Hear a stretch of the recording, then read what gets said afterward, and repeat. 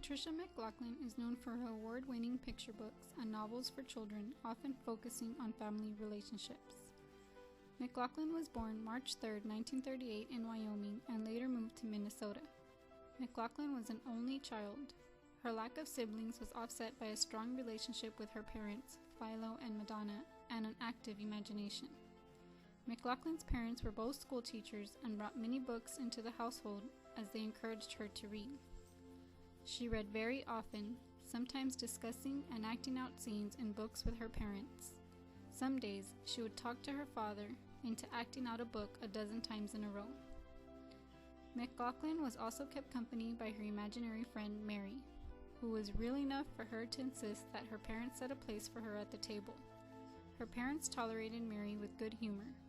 One of her early memories is of her father negotiating with Mary for the couch after dinner.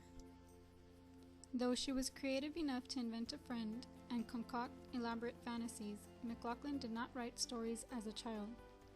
The author remembers being intimidated by the intensely personal nature of writing.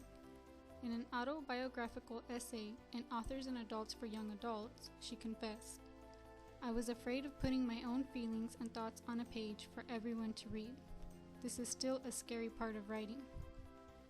She continued, remembering a particular school assignment. "I wrote a story on a 3x5 card. I still have it.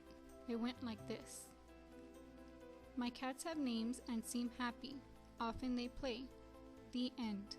My teacher was not impressed. I was discouraged and I wrote in my diary, I shall try to not be a writer." Patricia eventually moved to the East Coast. In 1962, she graduated from the University of Connecticut and married psychologist Robert Machlaclan and had 3 children, John, Jamie, and Emily. Like her parents, she became a teacher. She taught English at Bennett Junior High School in Manchester, Connecticut from 1963 to 1979. At the age of 35, Machlaclan, in addition to teaching, was working at the Children's Aid Family Service Agency. She interviewed possible foster mothers and wrote articles about adoption and foster care. It was at this time that she realized her concern for families and children and her commitment to children's literature were what really excited her. Machlaclan decided she wanted to pursue writing for kids. She says, "It dawned on me that what I really wanted to do was to write. How would I ever have the courage? I wondered. It was very scary to find myself in the role of a student again, trying to learn something new." Machlaclan started her successful writing career by creating picture books, including All the Places to Love, What You Know First, and Before You Came, several of which she co-wrote with her daughter Emily. Her first picture book, The Sick Day, details how a little girl with a cold is cared for by her father. Another work, Through Grandpa's Eyes, explores how a young boy is taught by his blind grandfather to see the world through his other senses. Encouraged by her editor, Machlaclan also started to write novels intended for a slightly older audience than her picture books. She once commented on the differences between the 2 genres. "It is more difficult to write a picture book than a novel. A good picture book is much like a poem, concise, rich, bare-boned, and multi-leveled. When I want to stretch into greater self-indulgence, I write a novel." Machlaclan's first novel was published in 1980, Arthur for the Very First Time. This book won the LAA Notable Children's Book and the Golden Kite Award. Arthur for the Very First Time tells of a young boy's emotional growth during the summer he spends with his great-uncle and great-aunt. Arthur Rasby is 10 years old. Everything he reads or hears is written in his journal for future reference. This particular summer, his mother is pregnant and very irritable. As a result, his parents are not getting along, so they send Arthur to the country to live with great-uncle Risby and great-aunt Elda. On their farm, Arthur enters a world where nothing is orderly or commonplace. His aunt and uncle have a pet chicken named Pauline who understands French and sleeps in a cradle beside the stove. Uncle Risby sings to his pig, Bernadette. At first, Arthur thinks that they are all scatty, but as he watches them and writes down their activities in his journal, he learns that there is more than one way of doing and seeing things. Moira, the veterinarian's granddaughter, teaches him the most important lesson. She calls him Mouse and tells him that he is like a social worker. He is always asking meaningful questions and writing the answers down in a book, but never doing anything about the things he learns. The night that Bernadette gives birth to her litter of piglets, he finally earns Moira's respect. In 1986, Sarah Plain and Tall won the John Newbery Medal from the American Library Association. In her acceptance speech for the award, machlaclan told the audience that it was her mother who inspired her to write this heartwarming story. Sarah Plain and Tall also won the Christopher Award, the IRA CBC Children's Choice, the Notable Children's Books in the Language Arts, the Scott Odell Award for Historical Fiction, and the New York Times Outstanding Book of the Year. Sarah Plain and Tall is the story of a loving family that has experienced a great loss. Anna, the narrator, is about 12 years old. Her brother Caleb is several years younger. The two children live on the prairie with their father Jacob and their two dogs, Nick and Lottie. Anna and Caleb's mother is not present because she died as a result of giving birth to Caleb. He was just a day old when his mother died, so Caleb is not able to remember her at all.